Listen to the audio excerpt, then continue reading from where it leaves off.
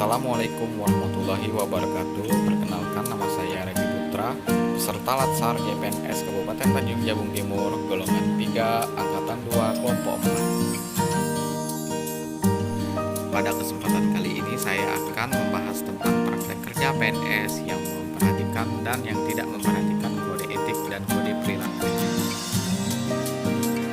Pembahasan pertama adalah PNS yang bekerja sesuai dengan kode etik dan kode perilaku. Untuk melihat penjelasannya, marilah sama-sama kita menyaksikan cuplikan video berikut ini.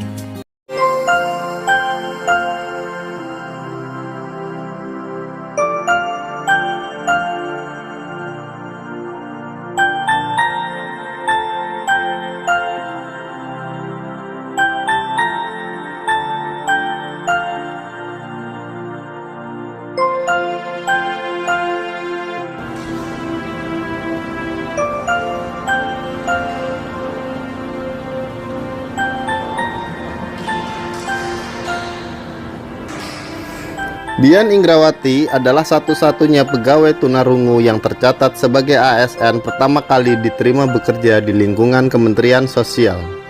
Keterbatasan Dian tak menghalangi pengabdian dirinya kepada negara. Selama ini, Dian berkomunikasi dengan bahasa isyarat, membaca bahasa oral dan tertulis dengan menggunakan alat bantu dengar. Meskipun Dian memiliki kekurangan dan kelebihan, sosok Dian tidak mudah menyerah dalam hidup. Ini bisa dibuktikan dengan segudang prestasi yang Dian capai. Di antaranya, raih kompetisi 2 pigeon kontes tingkat dunia untuk mengharumkan nama Indonesia, dan juga 400-an buah piala perlombaan yang telah dimiliki Dian. Mbak Dian itu berada di bawah Mbak Pensos di dalam buku 1 di Kementerian Sosial. Sekarang masuk ke dalam 10 besar ASN inspiratif. Sangat baik dalam pergaulan karena di dalam keterbatasan dia sebagai ASN ternyata banyak kelebihan-kelebihan yang dia dapat selama ini. Komunikasinya dengan teman-temannya juga baik, dengan saya, dengan atasan yang lain juga baik. Jadi memang tidak ada masalah dengan di balik kekurangan dia, tidak ada masalah dengan komunikasi yang selama ini dia lakukan. Pekerjaannya juga baik, tepat waktu, apapun yang diperintah sama atasan dia langsung melaksanakan kerjaan itu. Jadi memang wajar saja kalau Mbak Dian ini masuk ke dalam ASN yang inspiratif. Kunci utama dalam keberhasilannya adalah kepercayaan diri, karena semua datang dari dalam diri sendiri. Salah satunya, Dian terpilih menjadi Duta Bangsa di tingkat global 2015 untuk membantu penyandang disabilitas yang membutuhkan kesetaraan perlakuan dan hak-hak yang sama dengan mereka yang tidak berkebutuhan khusus. Tak berhenti di sana, Dian selalu memberikan motivasi dan inspirasi pengalaman luar biasa pada kemandirian anak-anak tunarungu dalam mencapai impian di setiap sekolah luar biasa. Dian selalu ingin terus berkarya dan memotivasi lebih banyak orang. Harapan Dian ialah dengan keterbatasan yang kita miliki, bukan berarti kita harus membatasi hidup. Selamat, semoga Mbak Dian berhasil meraih anugerah ASN kategori PNS Inspiratif. Semangat luar biasa. Nama saya Dian. Saya sangat tunarungu di Kementerian Sosial. Saya ingin memperjuangkan hak disabilitas dan bersosialisasi aspirasi pada anak-anak sampai saya bisa meraih kesuksesan khususnya dalam kehidupan masyarakat. Terima kasih Anggota ASN. Setelah melihat video tadi, kita dapat melihat bahwa Dian telah melaksanakan tugas sesuai dengan kode etik dan kode perilaku ASN. Dengan segala keterbatasannya, dia tetap menjalankan tugasnya dengan penuh tanggung jawab, jujur, dan berintegritas tinggi, sehingga menjadikan dia PNS inspiratif. Pembahasan selanjutnya adalah kasus sengketa ASN, di mana ASN bekerja tidak sesuai dengan kode etik dan kode perilaku. Untuk melihat kasus ini, ini, mari sama-sama kita saksikan cuplikan berita berikut ini. Masih seputar pelanggaran pemilu, pemirsa, Bawaslu mencatat dari sekitar 1.600 pelanggaran kampanye yang ditemukan, hampir setengah dari total pelanggaran tersebut dilakukan oleh aparatur sipil negara yang memihak salah satu paslon. Pelanggaran tersebut mulai dari menggunakan mobil dinas saat kampanye hingga memberi komentar atau like di status laman media sosial. Bawaslu mencatat selama genap 1 bulan masa kampanye dalam pesta demokrasi pemilihan kepala daerah banyak diwarnai pelanggaran kampanye. Dari sekitar 1.600 pelanggaran kampanye yang ditemukan, hampir setengah dari total pelanggaran tersebut dilakukan oleh aparatur sipil negara yang memihak salah satu paslon.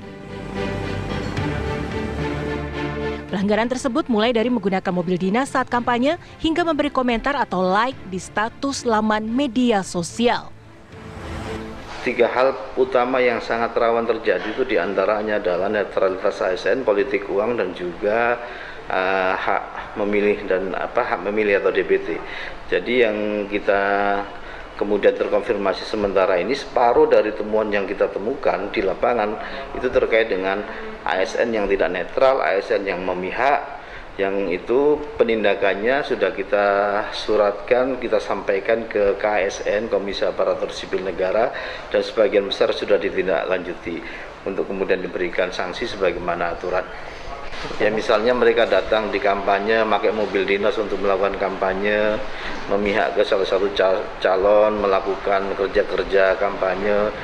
Bahkan kalau kita lihat edaran Menpan jika tidak salah kan memberi like dan komen di Facebook atau membuat status media sosial yang kemudian terketahui, itu kan bagian dari yang kita soal, yang bagian yang merupakan pelanggaran ASN. Jadi ASN memang harus benar-benar netral, tidak memihak, meskipun situasinya di bawah dia harus berhubungan dengan orang-orang atau petahana yang katakanlah sedang proses maju di pilkada begitu.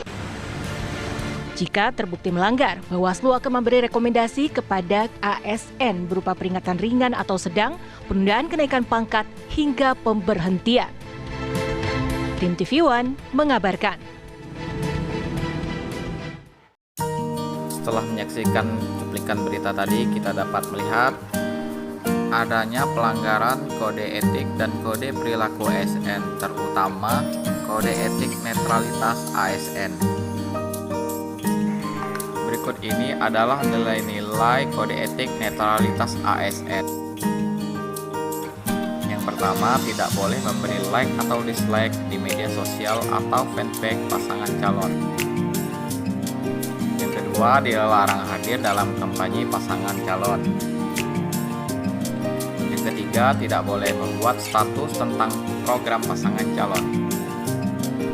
Yang keempat, tidak menggunakan kaos kampanye pasangan calon. Kemudian yang kelima, tidak berfoto dengan pose nomor pasangan calon. Yang keenam, tidak boleh membahas politik di kantor. Yang ketujuh, tidak memasang stiker atau gambar yang mengindikasi keberpihakan calon di kendaraan pribadi. Kemudian yang terakhir atau yang kedelapan, tidak menghadiri acara debat pasangan calon secara langsung. Sebagai seorang ASN, kita dituntut untuk netral sesuai dengan kode etik dan kode perilaku netralitas ASN.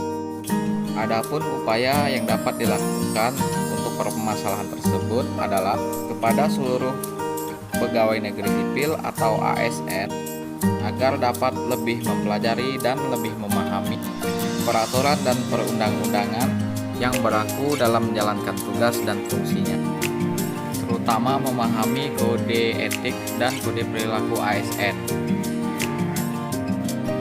Sekian dari saya, terima kasih. Wassalamualaikum warahmatullahi wabarakatuh.